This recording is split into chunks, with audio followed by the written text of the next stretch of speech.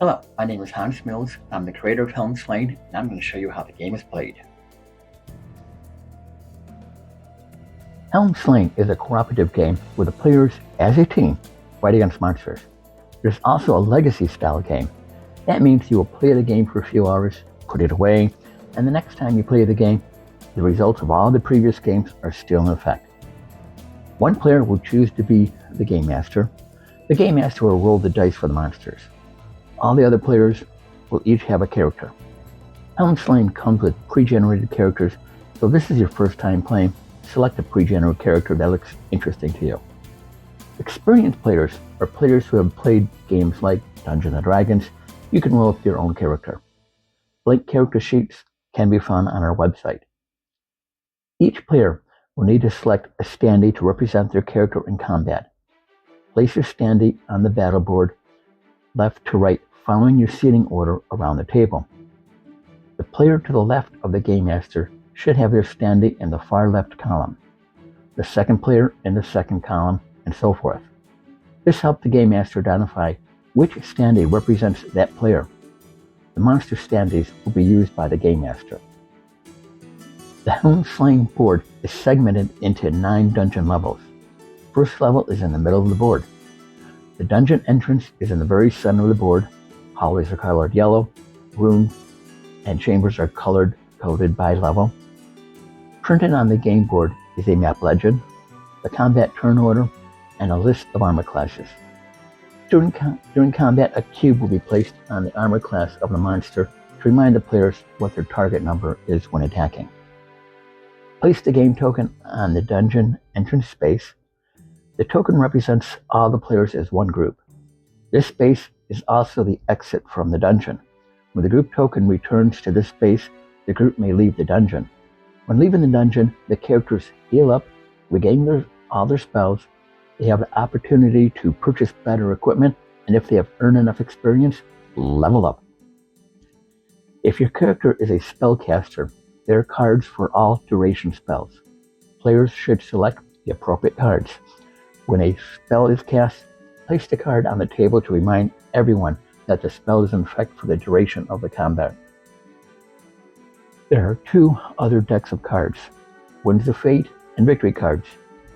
Do not open or even peek at the Victory cards until level 9 has been cleared. The Game Master should open the Winds of Fate cards, shuffle them, and place them back in the box, ideally without even looking at these cards. After level 2 has been cleared, the Game Master will draw 1 Winds of Fate card from the top of the deck and announce the card's effect at the time described on the card. Let's look at the game board in detail. In the very center of the game board is the dungeon entrance/exit. When the group token lands here, the group has the option of returning to town or passing through the space. There is never a random encounter in this space. Hallways are colored yellow. When the group token ends its movement in a hallway, roll an encounter die. When the result is a skull, a random encounter happens. When entering a room, movement stops and a regular encounter happens. When the monsters are defeated, the characters earn experience points and gold. 3 skull tokens are placed in the room, indicating this room is now emptied out. The group moves through rooms with skull tokens as it does a hallway space. When the group returns to town, 1 token is removed from every room. If all the skull tokens are removed from a room, then that room will be repopulated. Chambers are circular and have the same color as the rooms of the level. Chambers always have random encounters. Every time you step into a chamber, there will be a random encounter. Doors identify the separation of hallways from rooms and chambers. Some doors are secret doors. Every time the group attempts to move through a secret door, roll a search die. On a die result of an eye, continue movement. If the die result is not an eye, movement has ended for the possibility of a random encounter. In Helm, we use battle boards to keep track of everybody's position, monsters and players alike. You're either in the front row or in the back row. So here we have the players set up on their battle board. We have 4 players in the front row, each going to use a melee weapon, and we have 2 in the back row, one doing a spell and the other using a missile weapon. Now, between every round, people are free to change from front row to back row or either way, and you're free to change weapons too. So one thing they do have to watch out for, though, is each person in the front row can hold off 3 monsters each. So there are 4 in the front row.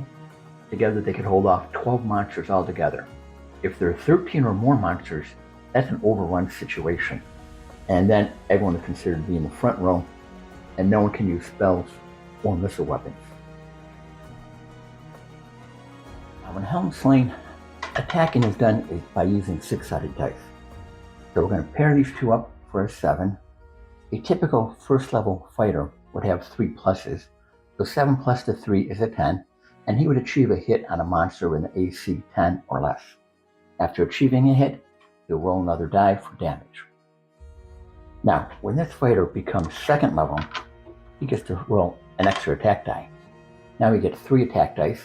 He's going to keep the 2 best, discard the other one, add his 3 to that, which is an 11, which achieves a hit for AC 10, and then roll for damage. Now, when this fighter becomes 3rd level, he gets another die. Now he has 4 dice. We're going to pair these up in an attempt to achieve 2 hits. Now, he has a total of +3. Well, that 3 is a pool of pluses. We're going to use 1 on this 9, make it a 10, and the other 2 pluses are going to be used on this 8, making that a 10, achieving 2 hits.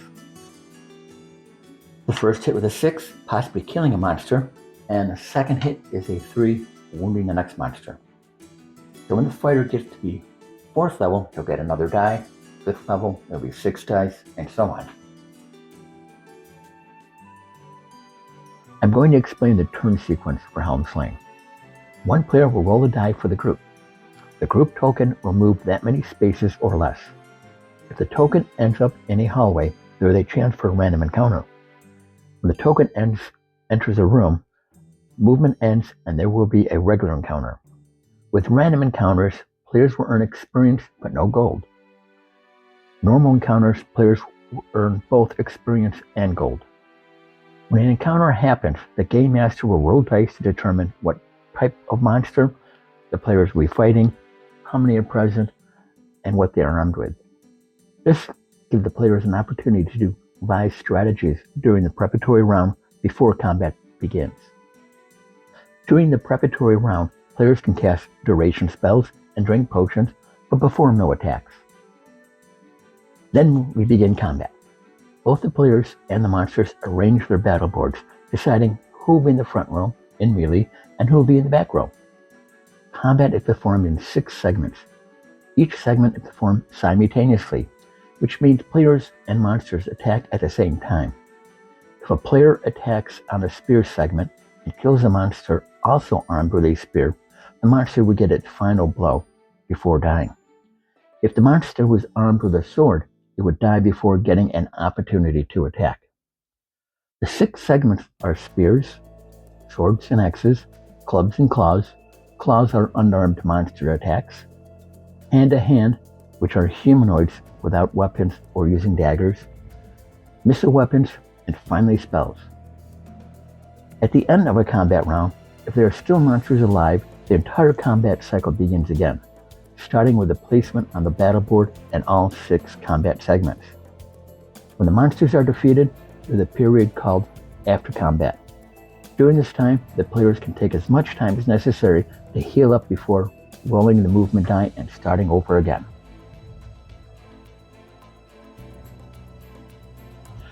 Now we're going to talk about some frequently asked questions when it comes to learning how to play Helm Slaying, such as the concept of clearing out a level. So what happens when you clear out a level, that means all the rooms have skull tokens on them, and then the players are going to earn bonus experience for clearing out that level. Once they go up back to town, we're going to remove all those skull tokens and write down on the campaign record sheet that this level was cleared out and on what day it was. That way we always remember that all of these rooms are now actively just hallways and will have random monsters in them. Random monsters in all cleared out levels will always be 1 level higher than the highest cleared out level that's on the board. Can the group retreat? Oh yes. It needs to happen sometimes. When the monsters is winning the battle, players need to run. So what's going to happen when you retreat is that each player is going to have to pay up 100 gold pieces per dungeon level, and the monsters still get one last round of attack. So as long as there's at least one player left over after that attack, they can drag everybody back to town and everyone get healed up and get recovered.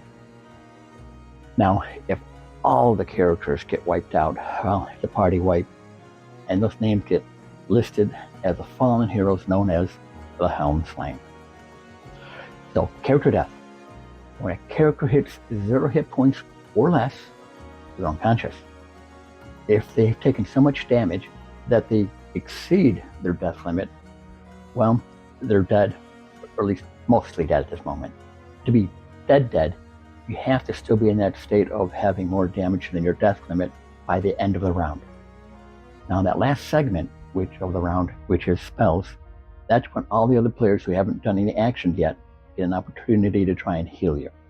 So the clerics can do their healing spells. Paladin, lay of hands, or anyone that has a potion can use the potion. Now, the potion could have either been on the player and just pouring it down the unconscious person's throat, or it could have been on the unconscious person themselves, and someone that hasn't acted could have grabbed it and used it on that player. What happens when the last dungeon level, level 9, has been cleared out? Well, the group has successfully saved the realm of Helm from all the monsters that reside under the Blade Mountains.